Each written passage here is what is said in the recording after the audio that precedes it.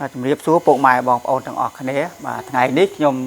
នឹងនាំប្រធានបទមួយតាក់ទងអំពីរបៀបចំណាំពាក្យថាដែរហើយនឹងដែលនេះបាទពាក្យដែរហើយនឹងពាក្យដែលនេះហើយពាក្យនេះក៏ត្រូវបានសម្ដេចតេជោលោកធ្លាប់មានប្រសាសន៍បាទដើម្បីប្រគេនទូលចំពោះព្រះអង្គគ្រូបាទហាក់សៀងហៃដើម្បីធ្វើយ៉ាងណាឲ្យបងប្អូនជនរួមជាតិយើងទៅសេពាក្យដែរហើយនឹងពាក្យដែលហ្នឹងកុំឲ្យខុសព្រោះប្រើតែច្រឡំគ្នាបាទប្រើច្រឡំគ្នាអញ្ចឹងខ្ញុំបាទនឹងចូលរួមចំណែក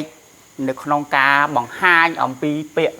ដែលត្រូវសរសេរដែរហើយនឹងពាក្យដែលនេះតើគេចំណាំនៅពេលណាហើយសូមបញ្ជាក់ពុកម៉ែបងប្អូនដែរថាពាក្យដែរហើយនឹងដែលនេះខ្ញុំបាទនឹងមិននិយាយអំពីថ្នាក់ពាក្យហើយក៏មិននិយាយអំពីអត្ថន័យរបស់វាដែរតែខ្ញុំចង់និយាយតែមួយមុខគត់គឺដើម្បីឲ្យពុកម៉ែបងប្អូនជនរួមជាតិទាំងអស់ចំណាំវាសេកុំឲ្យខុសចំណាំវាសេកុំឲ្យខុសបាទចំណាំវាសេកុំឲ្យខុសតើគេប្រើវាពេលណាដែលត្រូវប្រើពាក្យដែរហើយពេលណាដែលត្រូវប្រើពាក្យដែលអញ្ចឹងសារឡើងវិញខ្ញុំមិននិយាយអំពីថ្នាក់ពាក្យហើយនឹងអត្ថន័យរបស់វាទេតែខ្ញុំនិយាយតែអំពីការចំណាំធ្វើយ៉ាងម៉េចកុំឲ្យខុសថាតើពេលណាគេសេដែរហើយពេលណាគេសរសេរដែលបាទអញ្ចឹងយើងមកសិក្សាទាំងអស់គ្នាទី1អំពីពាក្យថាដែលពាក្យថាដែលគេប្រើនៅខាងចុងឃ្លេឬក៏ខាងចុងល្បះបងប្អូនចំណាំពាក្យដែលនេះគេប្រើនៅខាងចុងនៃឃ្លេឬក៏គឺល្បះបាទឧទាហរណ៍ខ្ញុំទៅដែរខ្ញុំទៅដែរខាងចុងឃ្លេចុះឯងទៅដែរឬអត់បាទទៅដែរឬអត់បងប្អូនអាចសួរខ្ញុំថាចុំលោកគ្រូដាក់នៅខាងចុងចុះនេះមិនអត់ខាងចុងបាទបានន័យថាវាបន្ទាប់ខាងចុងដែរតែបើយើងនៅប្រើពាក្យថាចុងបំផុតបន្ទាប់ចុងបំផុតវាវែងអញ្ចឹងយើងមិនបាច់ដាក់ថាខាងនៅខាងចុងអញ្ចឹងចំណាំម្ដងទៀតដែលនេះគេប្រើនៅខាងចុងឃ្លេឬក៏ខាងចុងនៃល្បះឧទាហរណ៍ខ្ញុំទៅដែរឃើញទេខាងចុងឃ្លេបើគិតក្នុងនេះត្រូវវាជាឃ្លេមួយហើយចុះឯងទៅដែរឬទេឃើញគេនៅខាងចុងទេអ្វីបើវានៅបាំងពីមុខ1 2នេះក៏ដោយក៏យើងប្រើពាក្យថាខាងចុងនេះដែរចំណាំប៉ុណ្ណឹងបាទចំណាំប៉ុណ្ណឹងឲ្យតែនៅខាងចុងឃ្លេឬចុងល្បះហ្នឹងគឺគេសេដែរនេះហើយឧទាហរណ៍ទី2លោកគ្រូមកបង្រៀនដែរឬនៅខាងចុងដែរអត់ឃើញនៅខាងចុងទេបាទលោកគ្រូមកបង្រៀនដែរឬនៅខាងចុង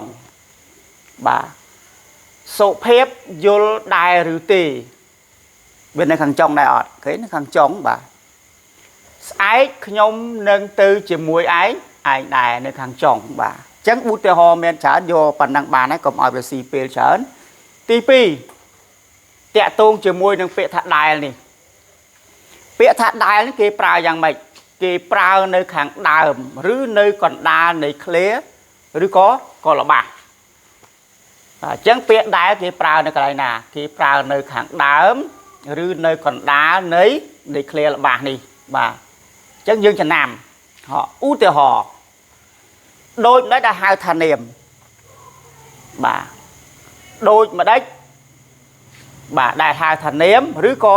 ដែលហៅថានាមគឺជាឃើញទេអញ្ចឹងវានៅខាងដើមឃើញទេដែលហៅថានាមគឺជាដែលហៅថាអក្សរសិល្ប៍គឺជាអញ្ចឹងឃើញដែលវានៅខាងដើមហ្នឹងគេវានៅខាងដើមដែលនៅខាងដើមដូចម្ដេចដែលហៅថាវានៅកណ្ដាលវានៅកណ្ដាលអីទៀតដូចម្ដេចដែលហៅថាបូរេនិឆ័យអញ្ចឹងទៅឧទាហរណ៍មួយទៀតសិស្សនិស្សិតដែលខំរៀនតែងប្រឡងជាប់ហើយក៏ទទួលបានឱកាសការងារដែរឃើញអត់អញ្ចឹងបងប្អូនទាំងអស់គ្នាសរសេរលេងឲ្យខុសគឺយើងចំណាំអញ្ចឹងកាលណាគេប្រើពាក្យថាដែរគឺវានៅខាងចុងឃ្លេឬក៏ខាងចុងល្បះកាលណាគេប្រើពាក្យដែលវានៅខាងដើមឬកណ្ដាលនៃល្បះចំណាំតែប៉ុណ្្នឹង អ nhôm và chia xa làng vĩnh nơi không bật thiên bọt dây ẩm pi cho nám bẹ đài đi nhôm mình thì dây ẩm pi thằng bẹ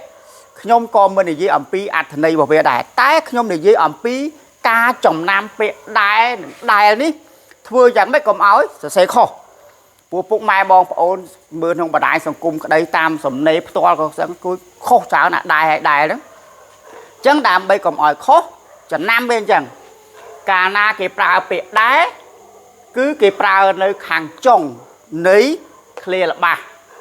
cả na cái prao bẹ đái cái prao nơi hàng đám rồi còn đa này clear là ba chẳng chẳng nam phân nắng bong phục mai bong ôn xe lên khỏi chẳng ở đây được nhom bà lượng láng sông phần đấy hay pro sân mà men ca lừa luộc bạc hà đòi bạc ca na muối sông bồng pin mặt tham ta bạn chia sai bà sông o cồn